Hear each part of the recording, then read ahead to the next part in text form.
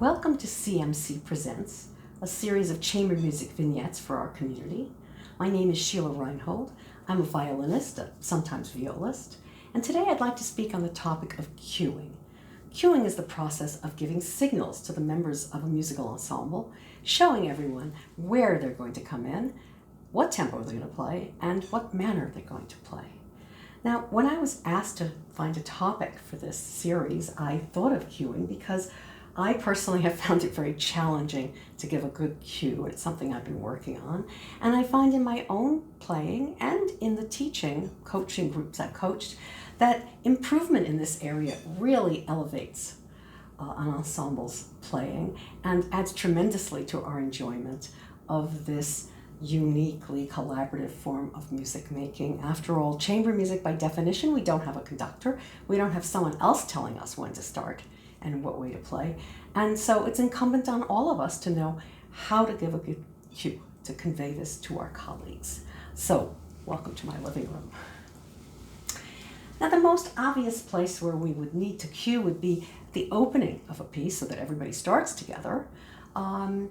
But during the course of a movement, there might also be other moments where we have to cue. Perhaps we're starting a new section after a rest, and we'll have to come in together. Perhaps there's a change of tempo, or maybe there's a little need for extra coordination between the members of the group because someone's had to do something physical, like a string player changing from pizzicato to arco or back again, and there's a little need to make sure we're all together in the same place. So it is not just the person with the melody at the beginning or the person leading the accompaniment figure at the beginning. It might be any one of us in an ensemble who's called upon to give a cue.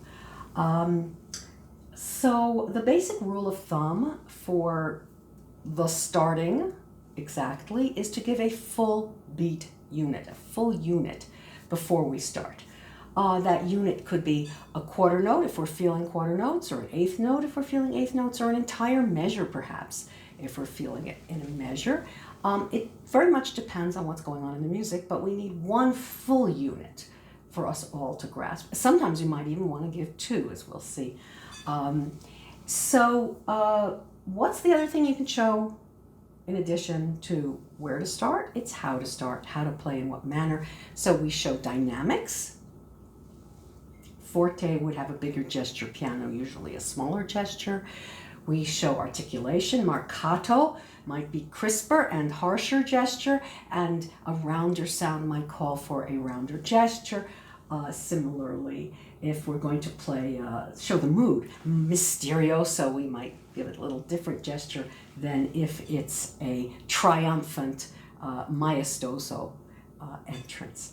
How do we give a cue? Well, we use our bodies to give a cue, and every instrument will have a slightly different set of possibilities. Wind players have to breathe, so it's a very natural way for wind players to breathe to show a cue. And they play, and they could use their instrument along with the breath to show more exactly when to come in. All of us can use our breath. That's a very, very organic and natural way to give a cue. Or a quick one with a sniff. Very organic way to give a cue. String players, we have an extra advantage. We can use our bows, very natural way to show the rhythm and show the gesture that with which we want to play. So one thing I thought I'd do today is a few examples. So I chose standard Haydn string quartet. I'm going to play the first violin part, which really would be the most natural person to give a cue in each of these movements. But everything we're thinking about is applicable to any other cue. And of course, my tempi are just chosen as sample tempi, and everything we talk about really could apply to something else. And I can't cover absolutely every option, but maybe there are things to think about that could be helpful. So the one I chose practically at random is Opus 77, number 1 in G major. I'll play a little bit of the first movement. I'll combine the first and second violin parts, just perhaps it's familiar to some of us, and you might want to recall it. So.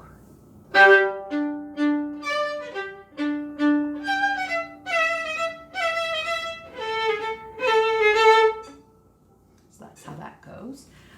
Take a look at the music. I'll hold it up here. Yes, you can see it's in 4/4, allegro. Starts with forte, and there's a subito piano afterwards, and it kind of moves along in quarter notes. And there at the end of the line is another forte with a subito piano, so that tells me, aha, this is a really important forte. It is not optional, and it's part of how the piece is structured. So we have to give a forte, very crisp gesture, and it's going to move along in these very buoyant quarter notes. So perhaps I have a certain assertiveness in my gesture. I can use my body, my breath, and my arm for this one if I want to. And we get started. I can make it smaller, but we want to watch out that we wouldn't be too timid. Very hard to play forte when you do that. Very hard to play with this assertiveness if you have a very tentative gesture. So we would have to make sure that that gesture is bold.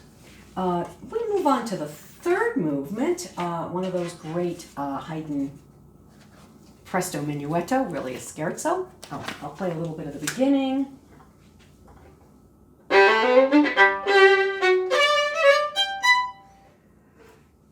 So here's the music. You'll see we're going to be all having to start and play together. Everyone together, and there it moves right along. The tempo I play 1, 2, 3, 1, 2, 3. Remember the rule of thumb, the one beat. I don't think I could give just a quarter because that's too fast. Well, I could, but it's a little precipitous. You'd have to practice that a lot with the group. Everybody would have to know exactly where those eighth notes fall, so maybe you want to just move it along in the full measure. Also, is that opening exactly the same as the first movement? I think it isn't. The first movement is this assertive whomp. And this is going to be rolling ahead in that nice 3 kind of lilt. So we have a little motion, perhaps. A motion that shows we're going to be moving in 3. The last movement is, again, a quintessential Haydn-esque. I think these movements are really tough. Here is that presto in eighth notes, 2/4 presto, and you see again we're all going to be playing together. So again, my rule of thumb being that we have to have a full beat. It's 2/4. So I think to myself, okay, I'm going to have to give the 1 and the 2 and then come in on the end of 2. We're all going to come in on the end of 2, so let's try that.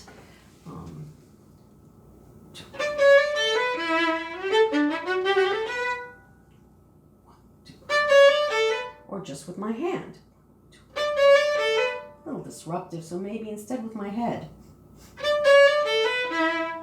That works. But I found when I played that it was really hard to just have it be smooth. If I give 2, I feel as if I'm going to have to play, which isn't really how the music goes. So I think to myself, I wonder about 1 per measure. Maybe 1 per measure will do it. Let's see. That was easier. Or it's piano, so I just need a little gesture. That made it easier for me to play. Perhaps we want to make sure everyone's really together, so maybe you want to subdivide the 1. So a bigger gesture on the 1, a little twitch on the 2.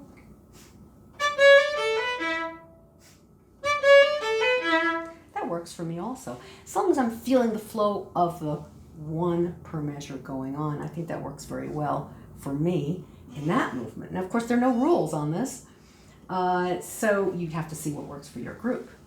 And then I thought, is there another presto where we really do want the definite 2? And I thought of this one. This is Opus 74, number 2. Here's the music. Again, the violin comes in. This time, just the first violin comes in and plays the upbeat, and everybody moves along. Except this time everybody's moving along in quarters. Let's see what happens. So I'm thinking, it was great with that 1 per measure last time. Let's try 1. 1, the whole measure as my upbeat. That works. But I felt insecure in the middle because I had to play all these eighths, and the second violin, the viola, have to come in exactly on the quarter with me. I felt a little insecure. So maybe I'll just try really giving 2 beats this time. 1, 2.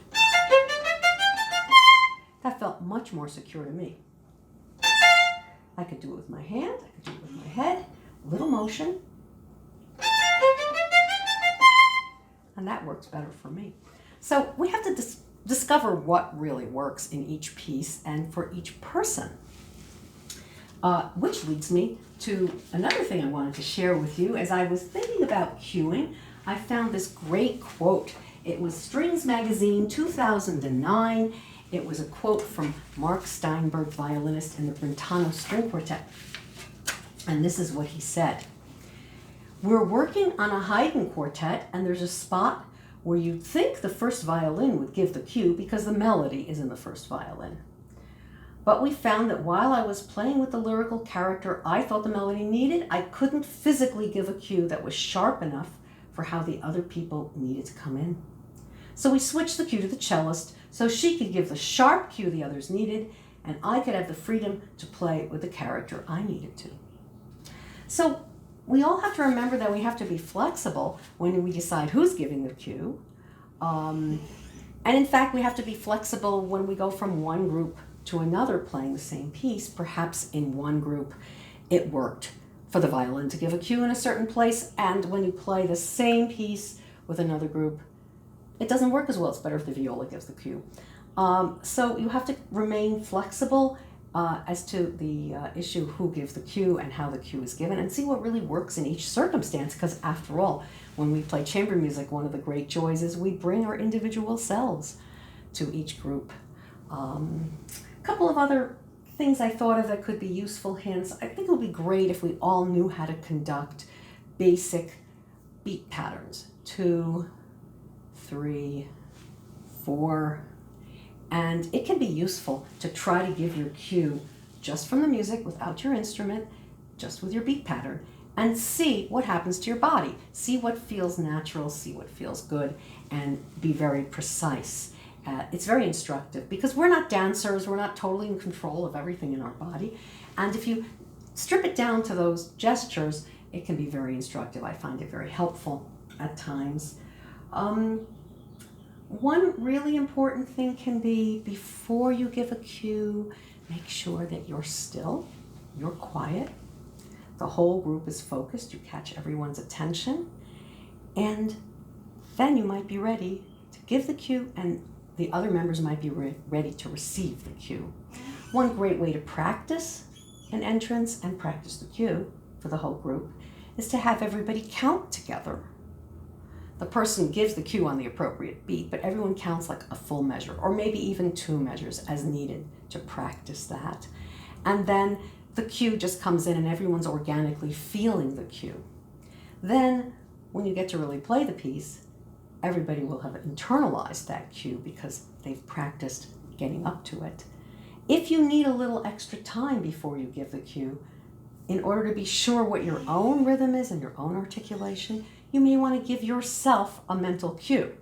So go back 1 beat in yourself, count 1 beat, and give yourself that cue before you give the physical cue to the rest of the group. And then maybe we'll be all playing together, which is actually what we want to be doing. No followers, no leaders. We're all playing together, which is the great joy of chamber music. So thank you for watching. For more information, please go to our website, cmceast.org. Happy music making.